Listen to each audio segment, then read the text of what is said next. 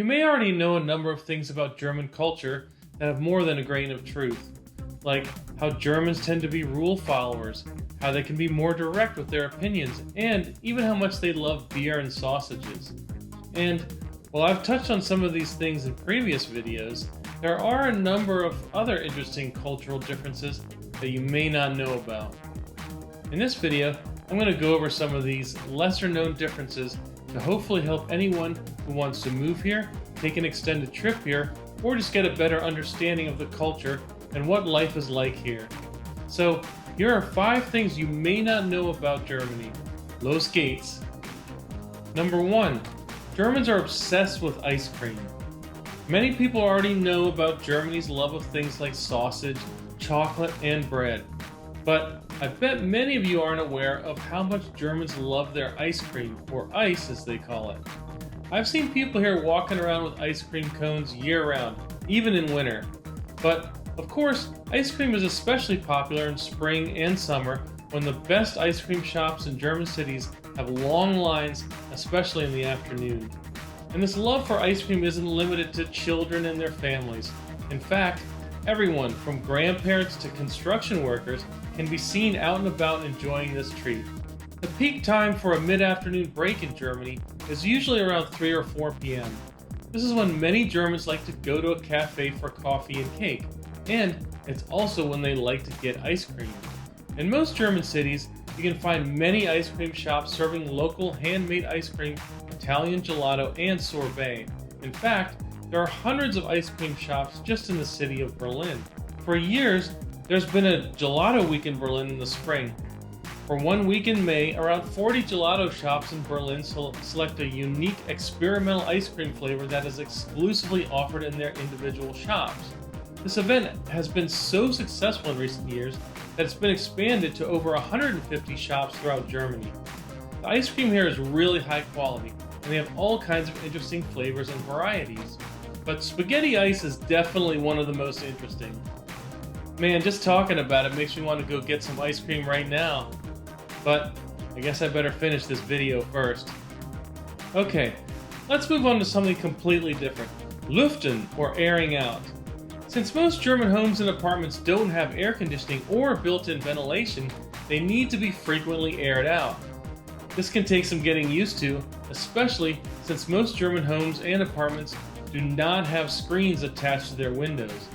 So, the way Lüften is done is through a system that's so important here that I've actually seen it discussed on the morning news. And it's even written into everyone's apartment lease agreements, which is how I first learned about it. Basically, you just need to open the windows in your place a couple of times every day for about 5 to 10 minutes to let it air out. Of course, you'll probably have your windows open much more in the warmer months. But even in the depths of winter, you'll need some Luft. Luckily, German homes have these great windows that make the process really easy. You can either open your windows all the way or just tilt them like this. The important thing is that you don't allow the humidity level in your home to go over 60%, because then you'll end up with mold, and you definitely don't want that. So you gotta make sure you let in some Luft. As strange as this idea seemed to me at first, I actually really love this practice now. I find getting a little outside air every day, even in winter, is really refreshing. Now, if you open your windows to air your place out and it's after 10 p.m., make sure you aren't being too loud. What? Yes, that's right, because quiet hours are a big thing in Germany. In general, between the hours of 10 p.m. and 7 a.m. and all day on Sundays and public holidays, there is Ruhezeit, or quiet time. During these hours, you aren't supposed to do things like vacuum, wash laundry, and hammer nails into your walls. And you should definitely avoid holding any loud parties. These go to 11. Violating quiet hours could get you in trouble with your landlord, or maybe even lead to a visit from the police. Even though that's pretty unlikely, especially if you live in Berlin. But you may also upset your neighbors, and they probably won't keep their irritation a secret from you. Now, at first you may think requiring quiet hours in this way is overly restrictive, but these quiet hours, along with closing stores on Sundays, actually help make it a lot more relaxing in the city than you might expect. And from my perspective, this helps create a better quality of life here than in many other places that I've lived before. I just think it's really nice and helps make life in the densely populated downtowns much more pleasant. Okay, this is a weird one, but when I first moved here, I noticed that every time I went to a store and bought something, they would ask me if I wanted a receipt. That, of course, is fine and normal, but what was odd was the way that they asked. You see, every person seemed to be saying something different each time. I finally decided to take note of all the ways that I heard people saying receipt. These are all of the different ones I've heard. Kassenbeleg or beleg, Quittung, Kassenbon or bon, Kassenzettel or Zettel, and Rechnung. That's 8 different ways of saying one thing, receipt. Now, whichever one is used may vary depending on where you live in Germany, but in Berlin I've heard them all. So this one definitely took some getting used to, and I think it probably reveals something about German culture too. Maybe it has something to do with the value they place on keeping detailed financial records? I'm not really sure, so I'd love to hear any ideas you might have about this in the comments. Okay, moving on. While you've probably heard of German Christmas markets before, you may not be exactly aware of how they work here.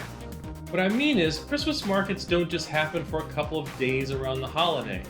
In fact, Christmas market season in Germany starts in late November and goes until early January. Some of them are open for 6 weeks, and that's not all. There are thousands of Christmas markets in Germany, and they can be found in cities and towns of all sizes. Berlin alone has 80 Christmas markets, and many of these are not small events. The biggest Christmas markets in cities like Nuremberg, Cologne, and Dresden cover many acres and get millions of visitors every year. The Christmas markets here are awesome, and I love to go to as many as I can every year. Nothing warms you up like a good mug of Glühwein under the lights of a German Christmas market on a cold winter's night. Alright, so those are 5 things that you may not have known about Germany. As always, I hope this information was helpful. Now I can finally go get myself some ice cream. I'll see you again soon. Tschüss, bis später!